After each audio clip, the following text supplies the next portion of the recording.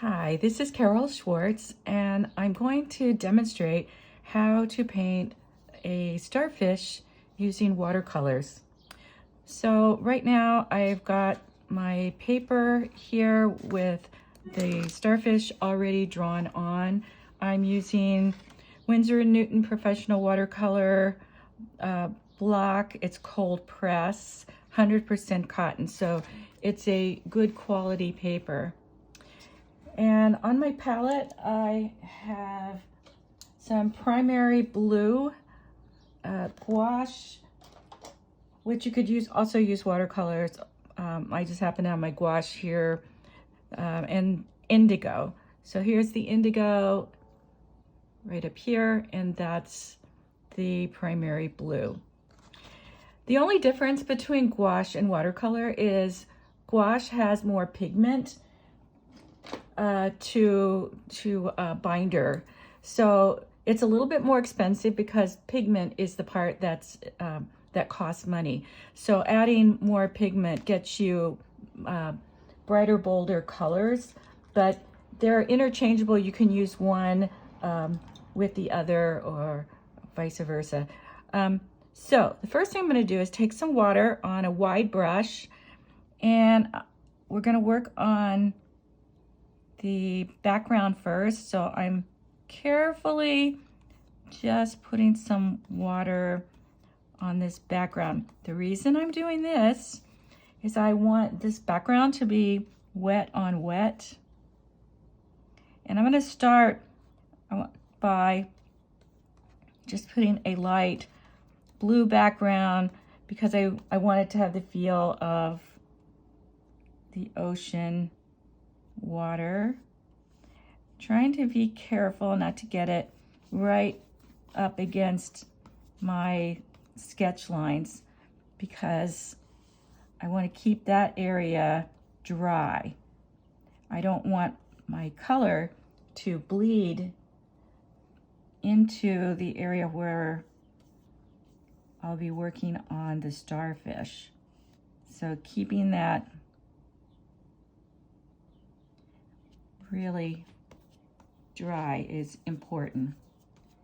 And I could do the whole paper. I'm just going to kind of give you an idea of how this is going to look. Oh, mixed little spot there. You can kind of see it in good light. So now that water's just sitting there. It's still damp. And I can take my brush and pick up some of this blue. And you don't just have to use a color out of the tube. You can mix it with other colors. Okay, so now I've got a light watery mix of that blue paint. And I can start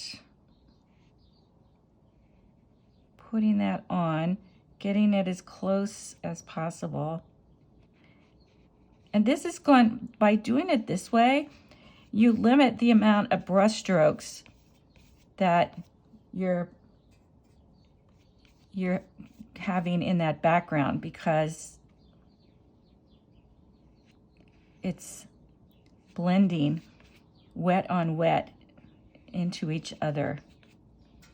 So you see how you're not seeing any brush strokes? And I know that's always a problem when you're working with watercolors. And also using this wide brush, it does take some practice to know how to do this without kind of messing up or going into the area where you don't want this color.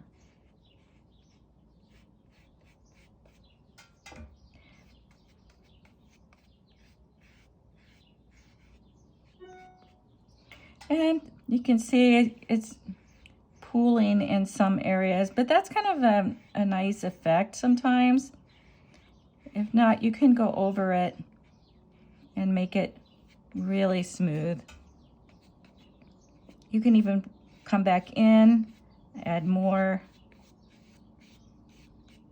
Now what I'd like to do eventually is make this background very, very dark because in my photo that reference that I'm using, it is very dark. It's a rock. But I wanted to show you what it would look like if we were using just a watery background. So now I'm going to come back in with a smaller brush. Oh, I hit my lamp, so sorry about the shake. And now it's still damp, so I can come along here and kind of fine tune these edges. Because with the starfish, those edges kind of are bumpy. So I'm kind of just bringing that in and giving it that bumpiness, because these little bumps are going to be lighter. So it's going to work in for us to have this. And you have to work pretty fast because it does start to dry. Like I notice it's drying. And now I'm getting a little bit line. So I can just kind of run through that line.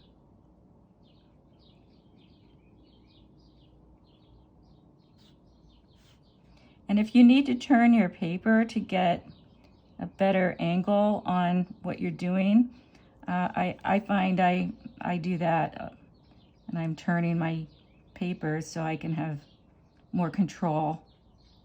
I won't do that here because it'll be a little harder for you to see. So I've almost got this. Now I went in there. So if you do go beyond that area, like I just did, what you can do here, it's still damp enough, I can kind of blend that in, but don't put more water on it, because then you'll get a pool of water and that will not look right. So if I go, so you see how it's pooling into that? That's what I didn't want. But it's good to show you that about what happens. When it's wet, it really flows. So once that dries, I can go back into it, but right now I just want to leave it alone. And it's going to be harder for me to get on this side because it's like against the way I'm holding my brush. But it's working.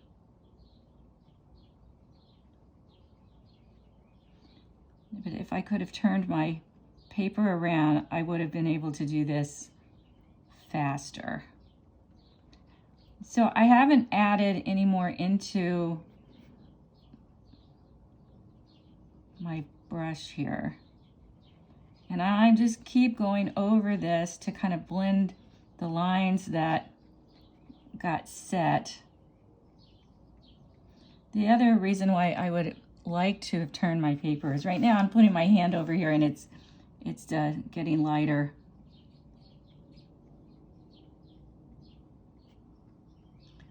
Oh, come on. This really did dry on me.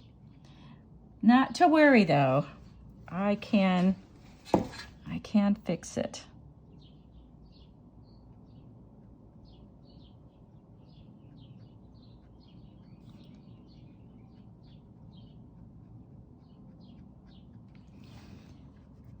So just a little bit more back and forth rubbing to get this line to disappear.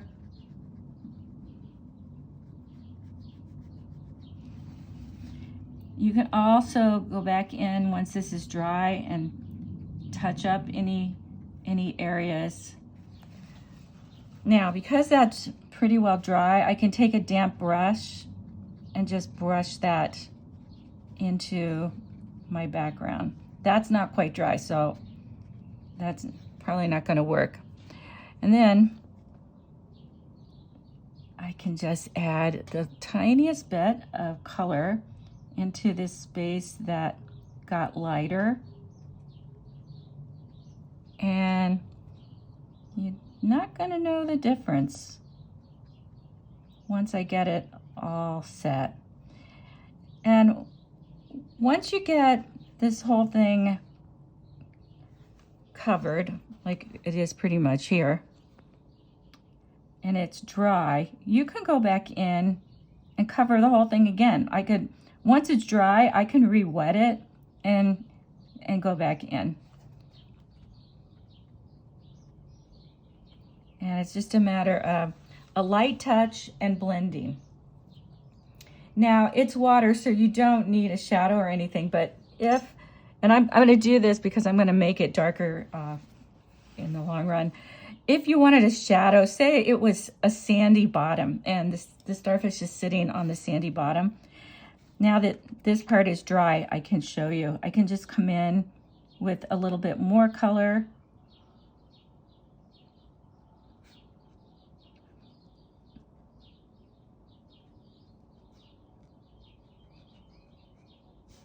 And all of a sudden I've got a shadow.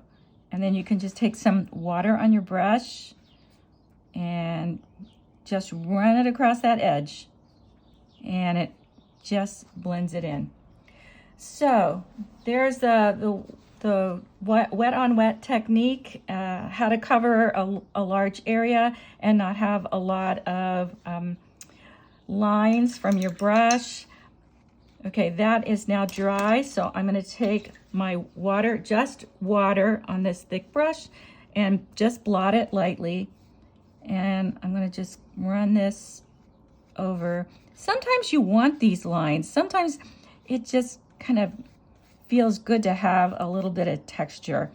But for this one, I'm trying to show you what smooth looks like. So now I'm just running that little bit of color back in.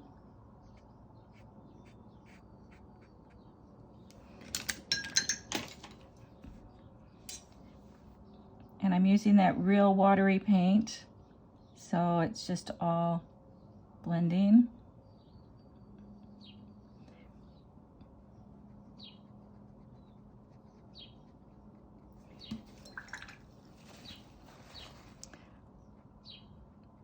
And I can lightly just pick up little amounts of color.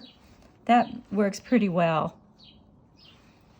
I'm still seeing that little edge here, so I'm going to just give myself a little bit more paint there. Okay, so that's how you paint a background.